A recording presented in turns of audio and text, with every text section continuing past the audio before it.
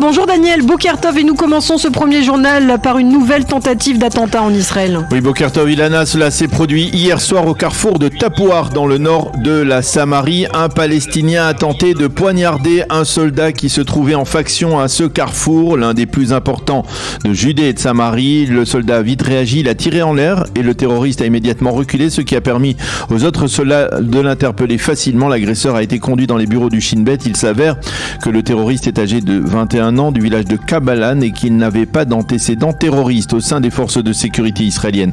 On constate une nette augmentation au cours des derniers jours de nombre d'attaques et de tentatives d'attentats contre des forces de sécurité israéliennes dans les territoires. Et en marge, on a appris hier que l'opération d'envergure menée par les unités d'élite du Yamam et de Tsahal hier au cœur de Naplouse avait permis de torpiller un attentat terroriste.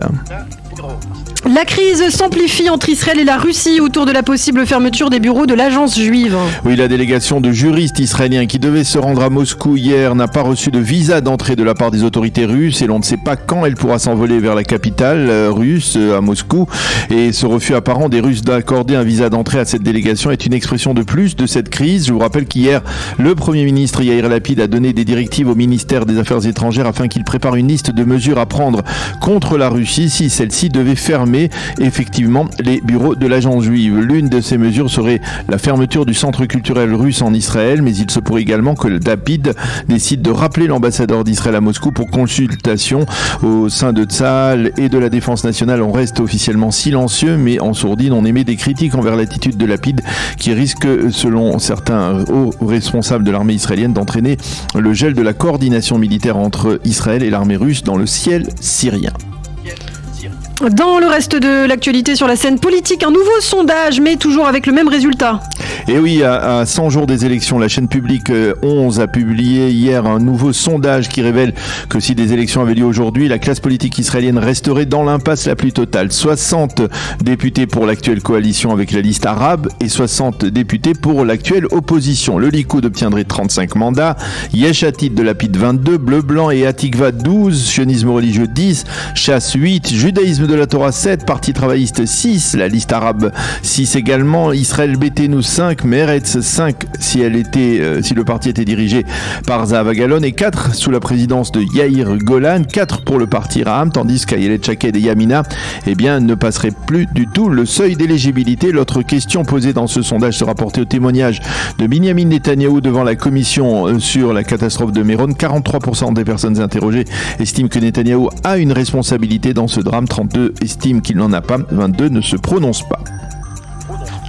Et puis parlons d'un autre aspect sécuritaire justement, avec des manœuvres militaires communes qui ont débuté hier entre Tsahal et l'armée italienne. Il s'agit de manœuvres militaires aériennes dans les cieux israéliens et ces manœuvres incluront l'utilisation des Hadir, les avions furtifs F-35 fournis par les États-Unis à Israël au cours des dernières années, et d'avions de chasse italiens du même type. L'objectif de ces manœuvres serait d'améliorer les performances de ces avions et de leurs pilotes. Au cours des dernières années, Israël a multiplié ce type d'exercice avec d'autres armées de l'air européennes et américaines. Et décidément, c'est devenu une sorte de pèlerinage diplomatique. Ce matin encore, un ministre israélien se rend au Maroc. Et il s'agit cette fois du ministre de la Justice Guidon Saar qui entame une visite à l'invitation de son homologue marocain Abdel Latif Wehbi. Au cours de son séjour, les deux ministres doivent ratifier un accord de coopération juridique, un accord qui doit favoriser la numérisation et la modernisation des systèmes judiciaires israéliens et marocains. Guidon Saar devrait croiser au Maroc un autre ministre israélien, Issaoui Frej, ministre de la coopération régionale du parti Meretz, qui lui aussi est au Maroc pour conclure des accords bilatéraux. Et puis enfin, nous terminons par un décès, celle de la doyenne des anciens députés israéliens. Oui, elle s'est éteinte hier à 102 ans, le jour même de son anniversaire. Elle s'appelle Tamar Eshel. Elle a œuvré durant toute sa vie pour la défense des droits des femmes et elle a été la fondatrice de la célèbre organisation féminine israélienne Nahama. Durant la Seconde Guerre mondiale, elle a combattu dans les brigades britanniques contre les nazis. Elle avait également été adjointe au maire de Jérusalem. Elle a été députée à la Knesset entre 1977 et 1984. Pour la page histoire, son oncle était Avshalom Feinberg, l'un des fondateurs du premier réseau d'espionnage du sionisme moderne, le fameux réseau Nili.